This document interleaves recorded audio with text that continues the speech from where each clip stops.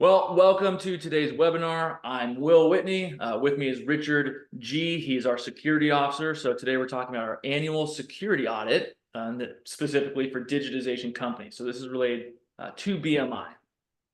And the purpose of today's webinar is first for you to understand the importance of a security audit, learn how we conduct our internal audit. Everyone does their own differently, but this is how we do it. That's what we're talking about today. And then so you can know what to look for when you're researching potential scanning partners, because you want to know what are some baselines you should be looking at, what you can ask, some specifics of what you can dive into related to security.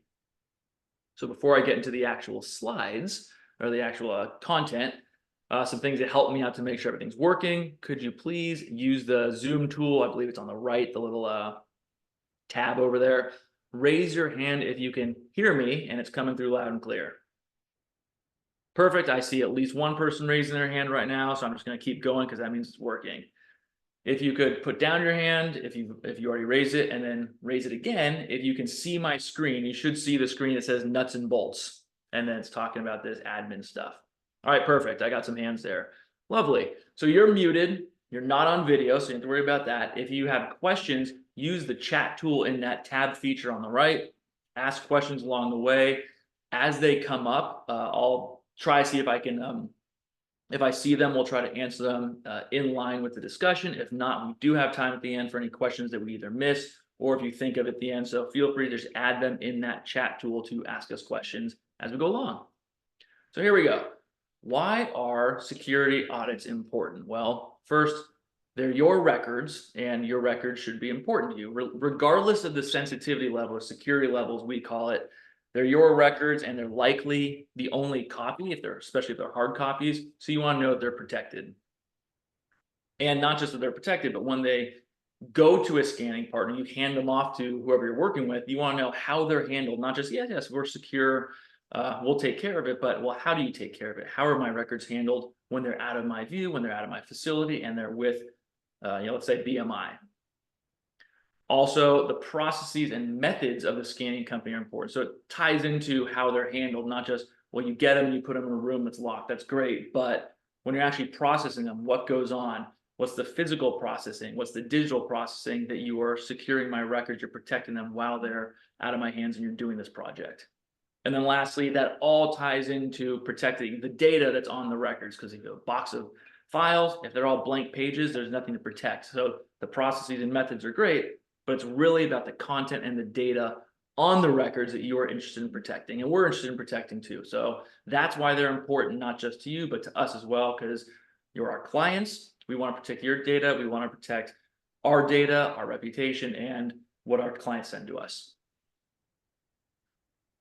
All right. Oh, and lastly, of course, proof of how operations are executed. So an audit, not only it's kind of like you can say you're doing something, but audits, you can prove how you're doing these things above. So it's not just we're doing them, but here's proof that we're doing them, at least in some form of proof. So internal versus third party. Today we are talking about our internal security audit. So this is BMI personnel conducting the actual audit. It's not outside folks. It's people like Richard's on there. I'm actually the compliance officer as well. So I'm part of the audit team. And then we have a few other folks we'll get into later of who's on the team. But it's BMI personnel doing this audit. A third-party audit is someone's a non-affiliated company, or at least should be not affiliated, running the audit from the outside. Internal is a little bit like grading your own homework. So, back in school, you get tests and the teacher says, all right, here are the answers, grade your test. It's like, well, you could cheat and put, hey, I got this right, even I got it wrong. So that is something you should look out for. If it's an internal audit, you just want to make sure that it's someone's personnel, like BMI's personnel doing it. How do you verify that they're not making up the answers? Well, we do both types of audits. We do both our own, and then we also do an external, which we'll touch on at the very end. So we don't just say we're doing it and prove it with our own documentation. We have someone else prove that we're doing it as well. Anything additional on this one, Richard? Oh yeah, it's also part of compliance. So frameworks like HIPAA, ISO actually calls for internal audit. And if you also want to be SOC compliant, you're going to have to be audited by a third party because that's the only way to get SOC compliant. Perfect. All right, moving on to the next one. So like I mentioned, security audit team, there's our security officer, that's Richard. So he's here, he is the expert on all things security. Compliance officer, that's me. Basically, if Richard is not available, he's out, PTO or whatever, something needs to be approved or reviewed, then it would go to the compliance officer, myself, to review and approve. We also have a facilities manager. So we're not just looking at the facilities. We have someone that runs our facilities, repairing machines, fixing items, fire, sprinkler systems, things like that, but also like door controls and segmenting rooms and whatnot. That's all under the facility. So he's part of this team as well, because facility is a major part of the audits, because it's all about that physical security. Human resources involved, and IT, of course, major part of the security team. Richard is also on the IT team, and then some other folks are on there as well. And then other involvement more at a lesser level. They're not part of the core team, but during the audit, they will be involved, maybe answering questions, providing documentation, providing answers, or just helping the actual security audit team do some of their work. That could be folks from software or the project teams, or anyone, maybe finance, anyone else that needs to be part of a particular task or item, they will be involved as well, but they're not part of the core audit team, which are these folks.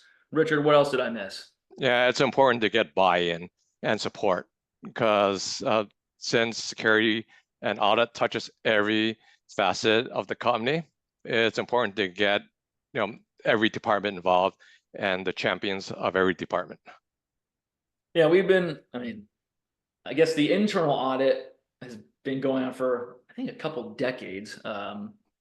But the form of it now, how we just the current operation, the current method we use, has really been in place for probably 7 or 8 years, I'd say, when we really started refining it more. And then once we started doing our external SOC audits, which we'll again touch on later, then we really started tweaking it. And then Richard's taken it, the bull by the horns, and really got into a level where it's much more, procedural, I guess. It always was, but just we keep honing it and keep making it better and better each year based on what we're learning every cycle, and some new people coming on the team or different eyeballs saying, let's try this, let's try that. So we really honed it over the years as well, based on what we started with.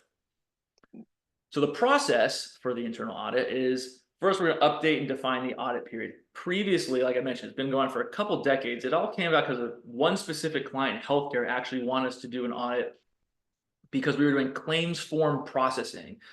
A lot of sensitive data on these medical records, a lot of fields, and they just asked us, hey, can we have this for various items, certain documentations, processes, answers to various questions. So that's what originally started back in the day. And then over the years, we thought this is useful just to provide to any client that's interested in our security. So we turned it into a more holistic audit, internal audit process. And back until maybe 4 or 5 years ago, three or 4 years ago, actually, the audit period was the calendar year. Since we've been doing the external audit, we've aligned our audit periods with that one. So it's September 1st through August 31st. So our current audit period is from September 1st, 2023 through August 31st, 2024. So it's not exactly calendar year, but that's our audit period. And it may be changed in the future, but that's what we have it right now, which changed a couple of years ago. We're going to review previous audit tasks. So whatever we did last year and submitted, we're going to review those again and see, do we need these same ones? Do we need to add anything? Do they need to be revised? Because something that was relevant a year ago could be not relevant now, or just needs to be revised a little bit, tweaked to match something that's more relevant today. Maybe we need to add some things as well based on new information, or an outside audit saying, hey, here's some things you should look at. And we go, great, that's perfect to tie into our internal audit. We'll revise the task list. I think it's something like 40 to 50 individual tasks, Richard. I'm not exactly sure. Yeah, it changes because the standards and benchmark changes too. And as it evolves, our audit also evolves. Yeah, so the task list is basically, we just revise it based on the previous year, and then we're going to assign the task owner. So who's ever on that audit team will get assigned a specific task to then carry out. And then there'll be continual updates and checks along the way as we do the process. And part of the the task here is when it's assigned to somebody, let's say I have a task assigned to me. I don't just complete the task, submit it, and then Richard, the team as a whole says, okay, great, that's done. It's assigned to me, but then I have to assign it to someone else to verify what I've done is either correct or complete, or just look at the work that I've done for that individual task. And then once they approve it, then that task can be completed. And there's typically supporting documentation. So an example would be network admins. That'll be something that, let's say it's assigned to me again. I would get that list from IT. I'd provide that list, put it in supporting documentation, let somebody know, like one of the other team members say, hey, my task is done. I have the list here. Can you verify that that list is correct? And in the supporting documentation, they say yes, and then it's complete. Or occasionally the verifier may say, hey, we need a couple questions on this. Can we go over it first? We need to revise the document or whatever it is before we complete it. So it's a multi-person process for each individual task. Anything else here, Richard? Yeah, we actually treat this like a mini SOC 2 audit. So we actually do what our auditors actually look for. So this helps us prepare for our actual SOC 2 audit when our third-party auditors actually come in. We would have the documentation already in hand. When they ask for it, here, this is what we did for our internal audit. Here it is for you guys to confirm and validate. That's part of that continual iterating that we do. Is after a while we thought we should form our internal audit to be more similar to the SOC audit, so that just that continual improvement, updating, that's how we got to where we are today. Because before this, we just do tasks that we thought were relevant. Once we saw what the external auditors were doing, we thought we should update ours to match more of theirs, because those are the critical things that people are going to be looking for. Correct. It's also part of picking the correct external auditors, because they can help you decide how to do the internal audits too. Exactly. Now, what's being audited, this is going to be the list of the main topics that are hit during the audit, and then we'll go into them individually as we move along. So what's being audited, there's the section on privacy, system operations, of course, policies, vendor security, so working with outside people that are not BMI related, system availability, physical access, logical access, and then remediation tasks. So we'll go into each of those in turn. So versus privacy. So examples of privacy would be checking that all employees that have been hired are background checked. That's one of the criteria for coming on board at BMI is you get background checked. There are different items within that background check, but overall that is a requirement. HIPAA training, CJIS training, that stands for Criminal Justice Information Services, basically working with criminal information, criminal justice information. So we work with a lot of law enforcement agencies. CJIS training to be a CJIS compliant partner is something that's critical to our operations. What else would fall under privacy, Richard? Yeah, besides the training, it's important that we also look to make sure how we protect the private information, how we guard it, how we destroy it, and to make sure our policies comply with the latest standards in information security or protecting your data. Yeah, going back to the improving based on recommendations from auditors, a good example is recently. So we have our privacy policy, what's on our website, what we collect, things of that sort. But they recommended having a more structured, manual, formal policy. So Richard recently created that based on what we already do, so we can have an internal policy that ties to our what we collect, what we work with our users, with people that are contacting us through our website. So that's just an example of we hear something, we take into account, and we act on it if it makes sense. System operations would be things such as making sure that patches are current. Richard can speak to that way more in detail than I can. SSL tests against our external web servers are, we're testing them, making sure they're protected. What else would go into system operations, Richard?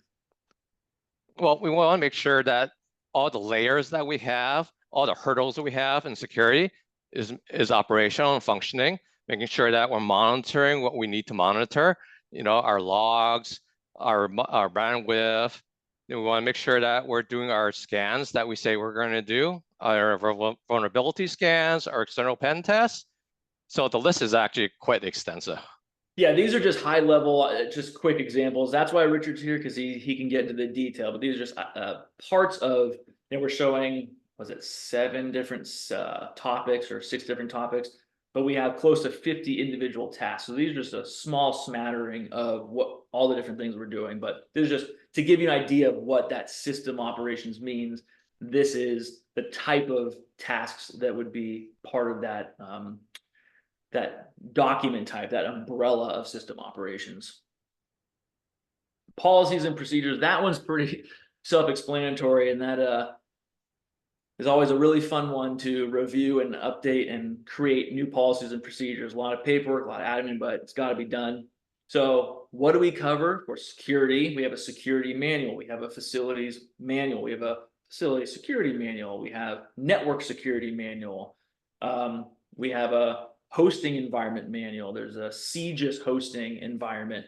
Manuals and processes and procedures on pretty much any operation we do would fall under this this category of policies and procedures. The risk assessment matrix is another item that was mentioned, I think 3 or 4 cycles ago, so years ago, from the external auditor saying, I know, of course, we're thinking about risks. He recommended having a risk assessment matrix and tying that into our audit and the SOC audit as well. So each year we review the matrix and the document about risks, and then add things, tweak them, remove things if it doesn't seem relevant anymore. And we actually score items based on the likelihood of it happening, the impact it would have on BMI's operations, and then also the basically the amount of protection we have against it. So what we've done to mitigate those risks. I mean, you can come up with unlimited number of risks, but we try to hone it down to what is potentially likely to happen to BMI, or what is something that would be catastrophic or high impact. So what would be a good example? I'm trying to think of the list. I mean, you could say, I mean, like a data breach. I mean, that's something that everyone's thinking about all the time. So, breach of customer data. So what would be the impact of that? How would it affect BMI operationally, reputationally? But then also, how is BMI protecting against that to mitigate that risk? So that's an example, but something else could be, like a disgruntled employee or something of that sort. That could be an example where it's low likelihood, but could be high impact. So just any sort of risk that could be possible could be thrown on the assessment matrix, but we're taking the ones that we think are either somewhat likely or extreme impact. What else would you say for just, I mean, either on the risk assessment, Richard, or just the policies and procedures? Well, as far as the risk assessment, we also look to see what's impact from the customer standpoint. Mm-hmm. So that's extremely important, not just from our standpoint, but how does the risk affect how does the customer sees it, or the risk from the customer level. Mm-hmm. And then from the policies, it's important to have policies. And from the standpoint of SOC audit, there's, I believe, like 12 main core policies that they look at. And these policies are important, in which describes how we do business. And it's nice, although it's to get all these created, it took years to get where we are. But once you have it, it's very nice, because as a potential client or an existing client, you're doing a contract renewal or something, constantly we're being asked for policy on your network or your hosting environment or this, that, or the other. It's nice to have those available, and they are reviewed every year and they're updated as necessary. There may not be any changes in 1 year, maybe no changes in 5 years, but if there is a change, the security team, or at least multiple people on the team, someone goes through and makes the change based on what we're actually doing or what we are changing, and then other people review that to ensure that's correct, or we tweak it as necessary, and then that's the revision. So they are reviewed every year and then updated as necessary. Now, vendor security, that would be, the most relevant example would be our subcontractors. So we do work with subcontractors, folks that do a lot of data entry, image framing, image identification, things of that sort. So it's critical to make sure that the data of our clients, the records, are protected, because we are working with people that are not BMI employees. They're long-term partners of ours, and that's an important point, is they are partners. I think we have a number of them, but they've all been working with us for, I think, close to 10 years each almost. And they've been long-term partners. We have BAs with them. They submit security information each year that is part of our internal audit, and then of course part of the external audit as well. But it's really to ensure your data is protected. If we are working with them, we want to know about how they operate, and so our processes are tied together to protect that data. What else would you say on vendors, Well, Richard? yeah, besides, it's also part of compliance. It's in the framework that we're supposed to audit our vendors. We want to make sure that they meet our minimum requirements and they're following best practices. But vendors, especially the subcontractors, is primarily what we're talking about. They are essential to our operations, and we treat them like partners, and they're constantly working with us on projects. So having that long-term relationship is critical. It's important to know that this is not just, let's say someone on this webinar today had 500 boxes of records. You send it to us and we want to work with the vendor. We're not just calling someone off the street and saying, hey, I have some stuff, can I send it to you? The ones we're working with, they're vetted, long-term folks that have worked with us on probably close to hundreds or thousands of projects each. So we know them very well and have worked with them for a long time. System availability, like a function of backup systems and a disaster recovery plan. And that's part of the DRP, disaster recovery plan, is critical for BMI's operations, because one, if there's a disaster, our operations could go down. If there's major power outage, an earthquake, a facility in California where our offices are located. So it's not just the data itself, but how do you get operations back up and running, which is also essential to our clients, because if we're working on a project or hosting their data, they need to be able to access that material as well. So it's not just, hey, there's a disaster, what's going on? It's also, hey, there's a disaster or an incident, how do we get back up and running so our operations are online again to allow the actual work, the servicing, like scanning and whatnot, to continue, as well as allow availability to our customers for their data. What else would fall into this one, Richard? Basically, we're just making sure that we're meeting our SLAs, our operational uptime commitments and performance. So, things from details that we check for: generators, battery backup, our failovers, our load balancers. And we just want to make sure, hey, if something happens, something hiccups, that the data will still be available to the customer.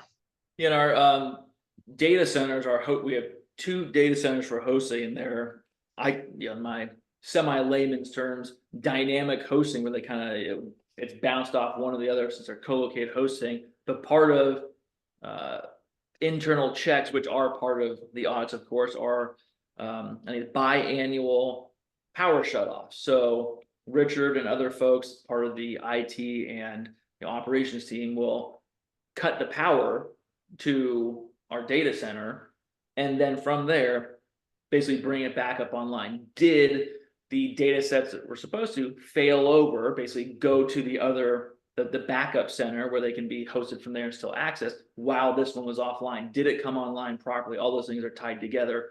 So always an interesting time when you're shutting off your one of your data centers to test this, but that's important. You don't want to be finding out your system or your method of bringing something back online is incorrect or doesn't work when it's an actual event. So we're testing these things before they happen in case something does happen in real life. Is that an accurate description of that, Richard? Yep, that's perfect. I mean, we don't want to spend days, hours, or weeks trying to figure out how to bring everything back up. I mean, you hear stories that, hey, something crashed and there's an outage for numerous days, and we want to avoid that. Yep, absolutely. Physical access control, so physical security. So things that such as employee entry. So here's the front of our very nondescript headquarters in Sunnyvale, California. So employee entry is important because who can get into the building? And for our employees, they have a key, basically an ID badge. So you need that plus a PIN code and you can't really see it that well in this picture, but there's a little keypad there. So you have to have the badge itself, you wand it over the keypad, and then when you do that, you type in your individual key code to get it. So it's basically multi-factor authentication for physical entry. So even if someone lost their card, let's say they went on a walk, dropped it, lost it, couldn't find it, someone grabbed it, that person couldn't just wave it and get in because they didn't have the key code, the PIN code to get in as well. So that's part of employee entry. Segmentation refers to actually within the buildings. So we have an office this is the headquarters in Sunnyvale. There's also an office in Sacramento. And I kind of liken it to an onion where there's different layers. You keep peeling them back. So you can get into the office or the facility with that key card and PIN code. But then when you're actually in the facility as well, to get into certain areas, it may be limited based on what you need to see. So there's segmentation of rooms within the facility as well, not just to get in, but once you're inside as well. So as an example, I was back at headquarters a couple weeks ago, and I don't have access to the server rooms because I don't have a need to get there, so I'm not provided access. Richard, some other IT folks, software folks, people that work on those machines, they have access, but most people don't because there's not a need to do that. So we segment different rooms in different parts of the facilities based on a need to access basis. Visitor protocols, basically when someone visits, what do you do with them? When they come to visit us, we have someone meet them at the front. And there's a lobby section in each facility where they're not required to be escorted, but those areas aren't, there's no access to basically the operations rooms where scanning's done, where the materials are stored. But once they are in the area, that next segment in that layer of the onion, they need to be escorted at all times by a BMI employee to be walking around. Otherwise, they have to go back to the lobby area, like where conference rooms and whatnot are. So that's part of our visitor protocol. And they're also not allowed to take pictures of anything unless specifically approved by the security officer. And then video surveillance. Basically, we're not tracking employees, videoing their workstations. We have cameras at key areas of the facility. Like this is actually our headquarters. Here's an area. That's a high traffic area. A door goes out this way and to the back and to the front. So that's a high traffic area. Then at each entrance to the production area, so once you're at that lobby, we have cameras. Every external exit, we have cameras. So 24/7 video surveillance on key parts of the facilities to make sure if something does happen, we can go back and see what went on at that time. What else would go around physical controls, Richard? Well, besides the building stuff, there's also how we protect the data and the networks. So we have dedicated networks for our developers, our web servers, our finance. We also make sure from the physical security we have air gaps. So not all our storage is on the network. We actually keep storage offline just in case. Exactly. Now, logical access controls, kind of high level ideas like password enforcement, who are the network admins? I mentioned that earlier as an example. User accounts, so what users are available, what do they have access to? Because we actually assign users to projects based on if they need to be in the system for a certain project as well. So this is very high level. Richard, you could give some more flavor to logical controls. Yeah, so users are assigned to groups, and groups are assigned to specific projects. So not everyone in the company have access to all the projects, and also the group membership determines. Group membership is also limited by your training. So we have employees that have very high level security, and they can have access to the secure data sets, versus the more general users, they will only have access to the non-security data. And also from the standpoint of our network, we also have access control in which we define what networks can talk to what networks and what computers can talk to what computers. So another example for user accounts, I'll just use me. Let's say one of our account executives has a project with a sheriff's office, and they're scanning 500 rolls of microfilm. They're going to be using our digital reel application to access the files. Let's say that's a scenario. When Richard talks about assigning users to groups, production levels, things like that, there's also the salesperson might be assigned, or other people that may need access for whatever reason, like development people, software people, of course, need to occasionally access projects. But for law enforcement information specifically, we have our CGIS hosting environment, and when this project gets submitted, it's called a SMAR, Secure Material Access Request Form, and that's where the security officer will approve who is allowed access to this project. So our production manager will say, I need these people. Security officer, Richard, will say, okay, these people will be given access, and then it's implemented. So in that case, if I wanted to access the digital reel account to look at these records, I wouldn't be able to because I'm not part of that SMAR. I haven't been assigned. And also with the criminal information, the client would also have to basically allow certain people. If I said, hey, can I look at this stuff? Our salesperson would reach out and say, hey, can Will access it so we can add him? They may or they may not, but people, someone in the company can't just look at whatever they want just because they're part of BMI. It's all very segmented to protect the data and protect each project. Anything else on this one, Richard? No, we also separate by data classification. So example is, we have general data on specific servers, more secure data, private information on a separate group of servers, and criminal stuff on basically their own infrastructure. Yeah, and that's that. Good catch. So we call it material security classification levels. And when our salespeople input projects to hand them off to the production team to actually do the project, to execute it, they're submitting a security level, which comes from the client. So there's, if it's criminal records like police reports, of course, that would be level 3 CJIS. If it's something with personally identifiable information, student records, financial statements or member statements, medical data, that would be level 3. Level 1 is public data like newspapers, where there's no sensitive information, it's accessible anywhere. So we have different levels, and that will basically direct the project in a certain way for how we track it internally, auditing methods, which servers we put on, and so forth. So that's another part of just segmenting the data and knowing what type of material our team is working with. And then lastly, the category of remediation tasks, and it's basically seeing what we did the previous cycle, the previous audit internally, and then if there's something we either think, hey, we need to, we did it this time, or this was okay, but we should change it next year, or maybe we should add this task, or we need to adjust this. That we throw on the remediation task list so that the next audit cycle will review those and say, okay, do we still need to add this one that we thought we needed to at the end of last cycle? Do we need to tweak this task because it's relevant, irrelevant, whatever it is? It's just basically going over the previous year and seeing what do we need to do this year. Is it still important? Do we need to add it to the audit? That's basically what the remediation task category is. Anything else on that one, Richard? No, this is why we do the internal audits. It's continuous improvement. Yep. And the last, I think this is the last one. So we kept mentioning the SOC 2 Type 2 audit, and that is the third-party audit. So this webinar is about our internal one, but it's this and the SOC audit are almost inextricably linked at this point because we've been doing it for the past, I think, 5 or 6 years. And that's a third-party audit.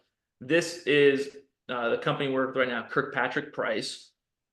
And what they do is each year around, basically a couple of weeks ago, about a month ago, we start the kickoff and we start getting geared up again, and we do meetings with them to talk, supply the information they ask for, procedures, policies, documents, whatever it is. We're answering questions in their portal, and then they will actually come out on site to then verify what we're doing. So they'll go to Richard and say, hey, show me the logs of this. And this is it's not a point in time audit. The type 1 audit is a point in time where they say, okay, we're just going to take the month of March or something like that, and we're going to audit just one point in time. The type 2 audit is over the entire audit period. So they could say, all right, Richard, I want to see the logs for so-and-so, whatever application from October 2023, since that's in the audit period, March 2024, and July 15th through 31st, 2024. And then Richard will have to provide that. So they're verifying we're doing what we're saying we're doing and checking over the entire audit period, basically randomly, or to us, it's kind of random, just what do you guys want to see? And they tell us and we show it to them, and then they review it. And it's critical because they are verifying we're doing what we're saying we're doing. We can say we're doing everything. We can provide you our own documentation. Like I said, it's grading homework. But now we have somebody else saying, okay, we know you trust BMI. They're saying this, but you probably have an inkling that they could be making this up. We're telling you, we checked it too. So it's basically a a double backing where they're saying they are doing these things, we did it, and then they provide a report each year, and that report will, it's quite extensive, but it'll go over everything they checked, what they found, if there are any exceptions, basically, hey, we found something that, we recommended something for them to change next year to fix, whatever it is, but they provide that report every year, which when Richard's saying we provide this information, those are the reports we provide to our clients. So if you're on this webinar and let's say we're in the middle of discussing a project and what you're asking for, very sensitive data, I'll say it's financial records, and you ask your sales rep from BMI, hey, I'd like to see your stock report, we'd get an NDA in place and we would send you the previous audits report, the September 1st, 2022 through August 31st, 2023, because that was the last completed audit.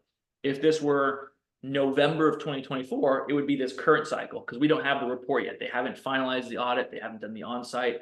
So it's all a cyclical event, but we get that annual report at the end of each cycle. What else on SOC 2, Richard? Well, your certification is only as good as the reputation of your auditors. So you want to make sure you pick the right auditors and they have the right credentials, the right experience, the right style, because they're very important in supporting you in your compliance and security. Now, speaking of that, I think this must be the 6th year because we did the SOC 1 first, or Type 1 first, and then after that point in time, then it became the SOC 2 period over the time period. But we've had 1, 2, 3, 4, 5, basically 5 different auditors involved because then there's the main auditor and then there's a privacy auditor. So there's 2 per cycle. Well, the first one was actually just 1, but so we had the first 2 years was a certain individual that led the audit.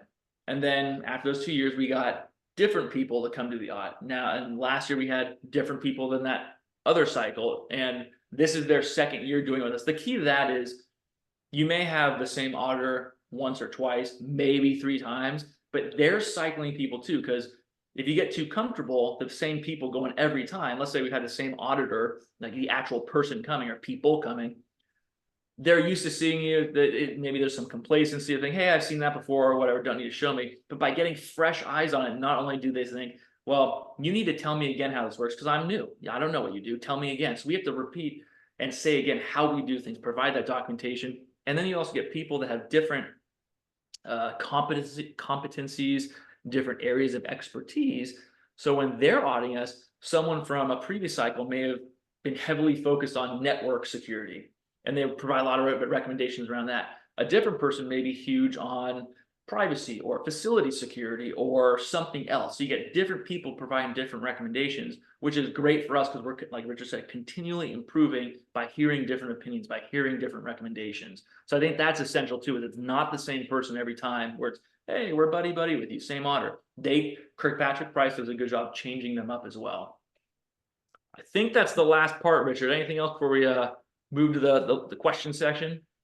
No, I think it's good. That's great. Okay. I mean, it's important to have new perspective. Yeah, exactly. All right, let me check. I didn't see any questions. I'm gonna leave it here for a few seconds to see if anyone has any questions. Please feel free to ask. Well, if we can answer it, we'll answer it. But I will just start moving into the last little section here. If I see a question pop up, I'll definitely answer it before we close out here. But that is the webinar. So thank you for watching. If you have any questions about what we went over today, or you have a project you want to work with us on, whatever it is, just contact us for something about digitization. This is the easy version of my email. Go ahead and send that.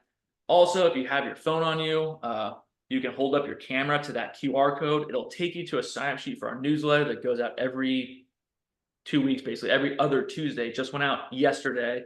So 2 weeks from now, another newsletter will come out, includes new content like articles, videos,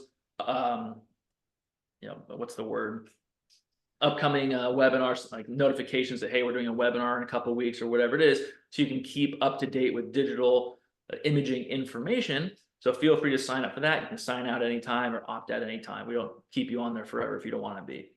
But we do have a question. Well, how often do you see old fan feed ledgers? I'm not sure what that refers to. Maybe you're talking about some type of material. I couldn't answer that question. I personally don't, so maybe that is the answer. But if you have more detail around that, go ahead and send me an email and we can talk offline. But my answer to that one right now is I don't see them. So that's all I can say for now. Oh, ledger on a continuous sheet. Okay, not exactly related to security, but I think you mean green bar where it's they're all tied together and the pages sort of flip open left and right. Not often, not many people have them anymore. So rarely, I guess the answer would be. That is that. Appreciate you joining. Again, if you want to sign up for that, sign up for the newsletter. We have a webinar basically every 6 weeks or so on various topics, but sign up for the newsletter, get some information, articles, videos, etc. Thank you for watching. Thank you, Richard, for co-hosting today, and have a fantastic Independence Day and holiday weekend, everyone.